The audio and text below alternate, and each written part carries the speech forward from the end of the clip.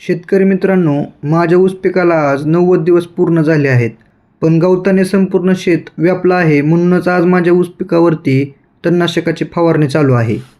माझ्या ऊस पिकामध्ये चिकटा, अरुंद पान, रुंद पान यासारखं खूप गवत झालेलं आहे.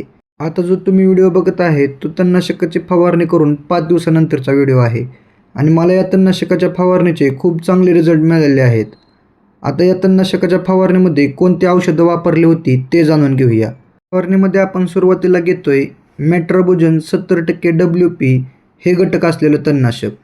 त्यानंतर फवारणीमध्ये आपण वापरतोय 2,4-T आणि फवारणीच्या शेवटी आपण वापरतोय ड्युरॉन 80% WP हे घटक असलेलं तणनाशक. त्याचबरोबर या फवारणीमध्ये आपण स्टिकरचा पण वापर केलेला होता. हे जे तणनाशक आहे ते जमिनीतील आणि उगवलेल्या दोन्ही प्रकारच्या तणांवर प्रभावी आहे. तर हे तणनाशक फवारणी करत असताना आपल्या जमिनीमध्ये ओलावा असणे गरजेचं आहे, तरच या फवारणीचे रिझल्ट आपल्याला चांगले मिळतील.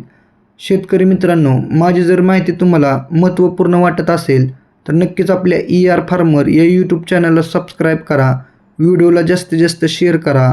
धन्यवाद.